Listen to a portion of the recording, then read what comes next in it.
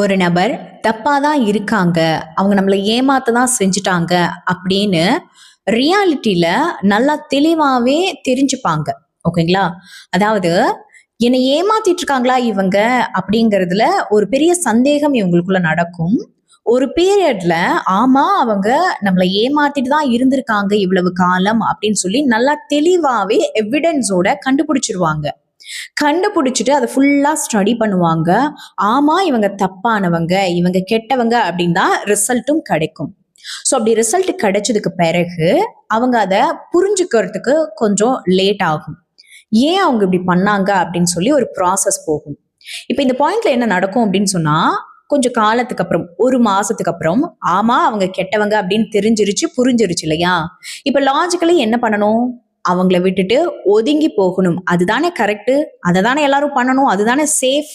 ஆனா இவங்க என்ன பண்ணுவாங்க அப்படின்னு சொன்னா, அவங்க கெட்டவங்கன்னு தெரிஞ்சிருச்சு, அவங்க கெட்டவங்கன்னு புரிஞ்சிருச்சு, ஆமா நான் தான் அவங்க கெட்டவங்களா நல்லவங்களா அப்படின்னு சொல்லி தேடி தேடி தெரிஞ்சுக்கிறதுக்கு ட்ரை பண்ணேன். ஃபைனலி எனக்கு ரிசல்ட்டும் அவங்க கெட்டவங்கன்னு தெரிஞ்சிருச்சு. ஆனாலும் இப்ப என்ன பண்றது, எனக்கு அவங்கள ரொம்ப பிடிக்குமே அப்படின்னு சொல்லி அவங்கள மறுபடியும் மன்னிக்கிறதுக்கு ரெடி ஆவாங்க. ஸோ இந்த பாயிண்ட்ல தான் நார்சிஸ்டிக் அப்படிங்கிறவங்க இன்னுமுமே அதை அட்வான்டேஜா எடுத்துப்பாங்க.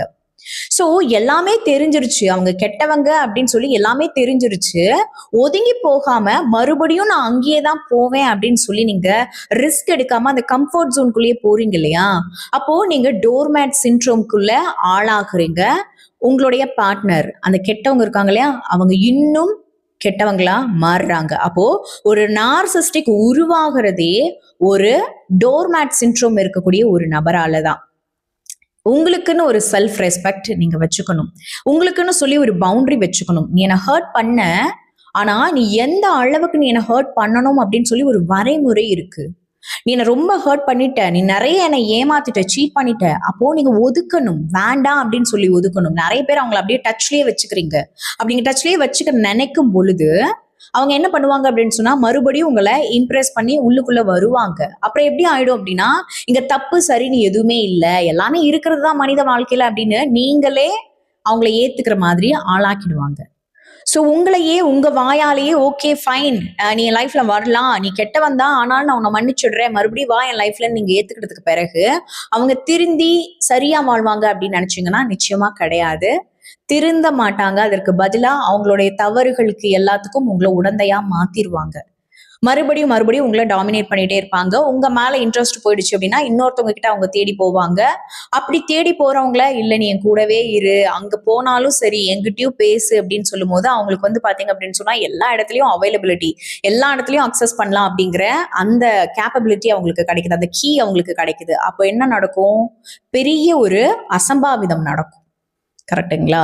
ஸோ அப்போ ஒரு விஷயம் தப்பா இருக்கு அப்படின்னு ஒரு மனுஷனுக்கு தோணும் போது அது அவங்களுக்கு பிடிக்காது அப்படிங்கிற அந்த பயம் வரவே இல்லை அப்படின்னு சொன்னா அந்த தப்பை திரும்ப திரும்ப திரும்ப பண்ணுவாங்க. அது உங்ககிட்ட மட்டும் இல்ல, மற்றவங்க கிட்டயும் பண்ண ஆரம்பிச்சிருவாங்க.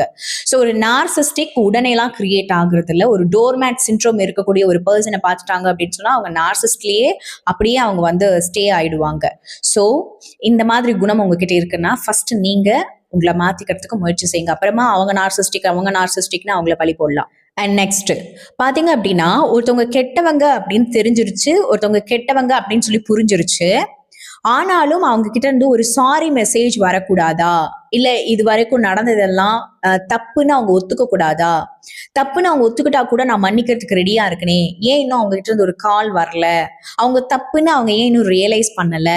அவங்க தப்புன்னு ஒத்துக்க கூடாதா அப்படின்னு சொல்லியும், ரெண்டாவது ஒருவேளை அவங்க ஒரே ஒரு கால் பண்ணி ஏய் நான் வந்து தப்பே பண்ணலப்பா, அந்த கணத்துல நான் அதை பண்ணிட்டேன்ப்பா அப்படின்னு சொல்லி அவங்க ஏதாவது எக்ஸ்கியூஸ் கேட்டா கூட நான் மன்னிச்சிருவேனேன்னு வெயிட் பண்ணிட்டு இருக்கிறவங்க நிறைய பேர் இந்த பாயிண்ட் பண்ணிட்டு இருப்பீங்க.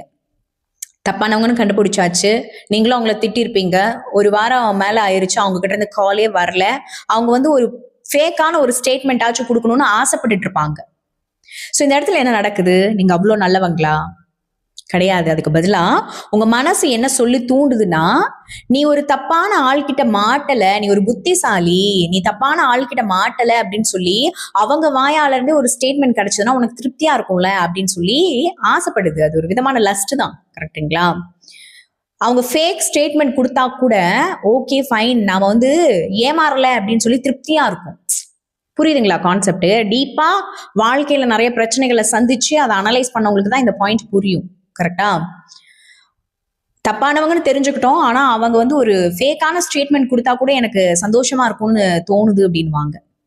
ஸோ அந்த ஃபேக் ஸ்டேட்மெண்ட் எதுக்கு உங்களுக்கு தேவைப்படுது அப்படின்னா, நீங்க இப்போ விஜயலட்சுமி இருக்கு அப்படின்னா விஜயலட்சுமியவே ஏமாத்திட்டாங்களா அப்படின்னு தோணும் போது பயமா இருக்கும், கவலையா இருக்கும்.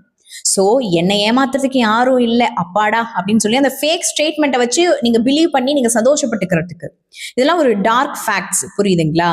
ஸோ இந்த 2 விஷயமுமே டேஞ்சர் ஆனது. ஸோ ஃபர்ஸ்ட் நம்ம பார்த்தது ஒரு டோர்மேட் சிண்ட்ரோம்னால தான் ஒரு நார்சிஸ்டிக் கிரியேட் ஆகுறாங்க. ரெண்டாவது இருக்கிறவங்க செல்ஃப் ஒர்த்தை வந்து பெருசா நம்ம கால்குலேட் பண்ணிக்கிட்டு மிஸ் கால்குலேஷனுக்கு ரெடி ஆகிறது. கரெக்டா? அதாவது நான் ஏமாறல அப்படின்னு சொல்லி அவங்க ஒரு தப்பான பொய்யான ஸ்டேட்மெண்ட் கொடுத்தாலும் அது எனக்கு போதும் அப்படின்னு சொல்லி ஆசைப்படுறது ஒரு லஸ்ட் மாதிரி. கரெக்டுங்களா? ஸோ இந்த 2 விஷயமும் பண்ணிட்டு இருக்கீங்க அப்படின்னு சொன்னா ஏன் எதுக்கு அப்படின்னு யோசிச்சு பாருங்க. இது ரெண்டும் மேட்ச் ஆகுதா அப்படின்னு சொல்லியோ யோசிச்சு பாருங்க. Okay fine. வீடியோ உங்களுக்கு யூஸ்ஃபுல்லா இருக்கு அப்படின்னு சொன்னா மறக்காம வீடியோக்கு கீழே ஹைப் அப்படிங்கிற ஒரு பட்டன் இருக்கும், அதை கிளிக் பண்ணீங்கன்னா பாயிண்ட்ஸ் உங்களால கொடுக்க முடியும். ஸோ இந்த வீடியோக்கு நீங்க எவ்வளவு பாயிண்ட்ஸ் கொடுக்குறீங்களோ கொடுங்க. ஸோ நான் நிறைய பேருக்கு லா ஆஃப் அட்ராக்ஷன் ரிலேட்டடான கிளாஸஸ் எல்லாம் கொடுத்துட்டு இருக்கேன். அது மட்டும் இல்லாமல் சைக்கலாஜிக்கல் ரீதியான கவுன்சிலிங்கும் ப்ரொவைட் பண்ணிட்டு இருக்கேன். ஒருவேளை உங்களுக்கும் லா ஆஃப் அட்ராக்ஷன் ரிலேட்டடான அல்லது சைக்கலாஜிக்கல் ரீதியான கிளாஸஸ் அண்ட் கவுன்சிலிங்ல ஜாயின் பண்ணணும் தேவைப்படுது அப்படின்னு தோணுது அப்படின்னு சொன்னா கீழே டிஸ்பிளே ஆயிட்டு இருக்கக்கூடிய நம்மளுடைய வாட்ஸ்அப் கான்டாக்ட் நம்பருக்கு மெசேஜ் பண்ணுங்க. நம்மளுடைய கிளாஸஸ் அண்ட் கவுன்சிலிங் இது எல்லாமே பாத்தீங்க அப்படின்னு சொன்னா பர்சனல் ஃபோன் கால தான் நடக்கும். யாருக்கும் குரூப் போட்டு வச்சுட்டு ரேண்டமா ஒரு மெத்தட் கொடுத்து அதை ஃபாலோ பண்ணுங்க அப்படின்னு சொல்லிலாம் நான் கைட் பண்ண மாட்டேன். அதற்கு பதிலாக ஒவ்வொருத்தவங்களுக்குமே தன்னுடைய மனநிலையை செக் பண்ணி அவங்க என்ன மனநிலையில இருக்காங்க, அவங்களுக்கு என்ன பிராக்டிசஸ் கொடுக்கணும், அவங்களுக்கு என்ன கவுன்சிலிங் கொடுக்கணும் அப்படிங்கிறத நான் முடிவு பண்ணி அந்த பிராக்டிசஸ் அண்ட் கவுன்சிலிங் தான் நான் ப்ரொவைட் பண்ணுவேன். ஸோ இது போன்ற கிளாஸஸ் அண்ட் கவுன்சிலிங் உங்களுக்கு தேவைப்படுது அப்படின்னு சொன்னா கீழே டிஸ்பிளே ஆயிட்டு இருக்கக்கூடிய நம்மளுடைய வாட்ஸ்அப் கான்டாக்ட் நம்பருக்கு மெசேஜ் பண்ணுங்க.